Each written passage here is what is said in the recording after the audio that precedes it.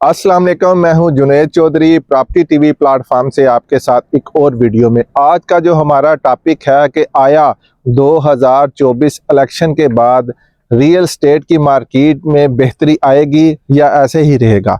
तो ये हमारा टॉपिक था। उससे पहले आप मेरे चैनल को लाइक एंड सब्सक्राइब करें ताकि रियल सेक्टर के लिहाज से जितनी भी इंफॉर्मेटिव वीडियो है उसका नोटिफिकेशन आप तक बार वक्त पहुंचता रहे।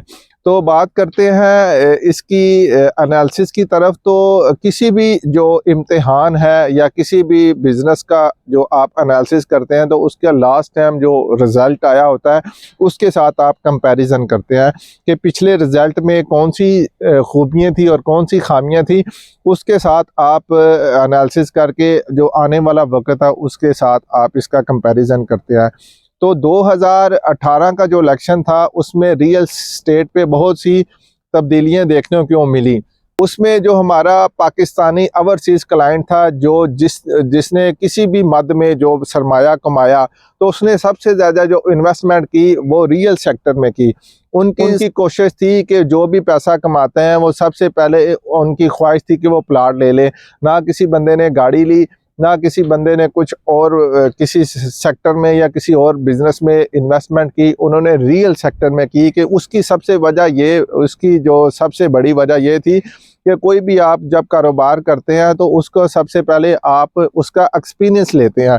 फॉर एग्जांपल आप कोई भी कारखाना लगाते हैं तो उस जिस चीज़ का आप कारखाना लगा रहे हैं तो उसका आपने 2 से 3 साल किसी भी उस सेक्टर में जाके आपने मेहनत करके उसमें आपने तजर्बा हासिल करना होता था। उसके बाद आपने एक लैंड रिक्वायर करनी थी, उसके बाद उसको मैनेज करने के लिए आपको एक मैनेजर की ज़रूरत होती थी। उसके बाद आपको बिजली के बिल, उसका रेंट और मतलब 12 से 18 घंटे आपने लगातार उस कारखाने को चलाने की कोशिश करनी थी।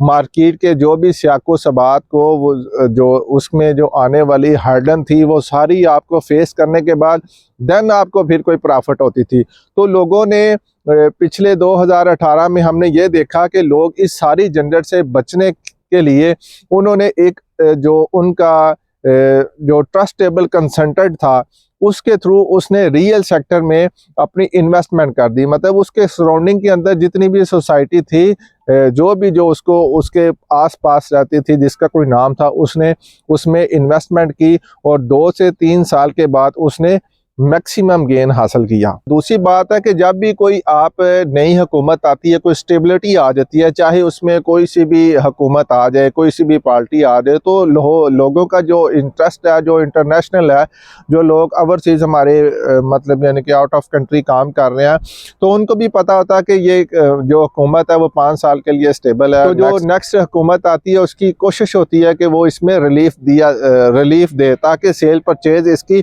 मैक्सिमम हो सके। तो ये बात थी कि इंशाल्लाह 2023 के बाद हमें उम्मीद है कि इंशाल्लाह रियल सेक्टर की मार्केट में 2018 की निस्बत अच्छी खासी जो है इसमें तब्दीलियाँ आएंगी और लोगों का जो है वो ट्रस्ट लेवल और बेहतर हो जाएगा।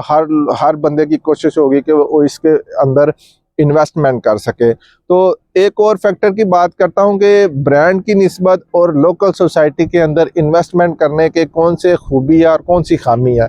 जिस तरह हम DHA की बात करते हैं तो DHA में जो क्लाइंट है वो इंटरनेशनल है। उसके अंदर मतलब इसमें कोई मायने नहीं रखता कि एक जो बंदा के सेक्टर में प्लॉट ले रहा है या C सेक्टर का प्लॉट ले रहा है तो वो इस सराउंडिंग के अंदर जो गिरदोनवा के लोग हैं वो ले रहे हैं।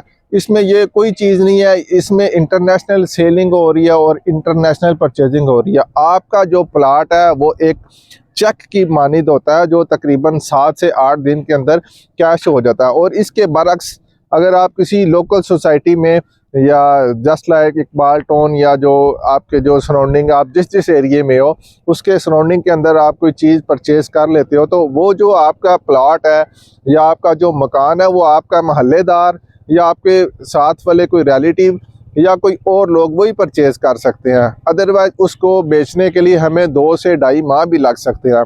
तो उसमें और इसमें ये कंपैरिजन है कि DHA ब्रांड में आपको 7 से 8 दिन के अंदर चाहे कोई भी आपकी प्रॉपर्टी हो वो आराम से सेल हो जाती है। अदरवाइज जो आपकी सराउंडिंग के अंदर जो भी लोकल सोसाइटी हैं उसमें सेलिंग परचेज जो है ना वो बहुत कम होती है। तो ये 2024 के इलेक्शन और इंशाल्लाह उम्मीद है कि इस DHA में बहुत सी आपको तब्दीलियाँ देखने को मिलेंगी। आज मेरा जो पर्पस था यही था DHA गुजरांवाला के इलेक्शन में जो तब्दीलियाँ आपको इसके जो सियाको सबात बताने के। तो इंशाल्लाह मिलते हैं नेक्स्ट वीडियो में। अपने मेज़बान जुनैद चौधरी को इजाज़त दीजिए, तब तक के लिए अल्लाह हाफिज़।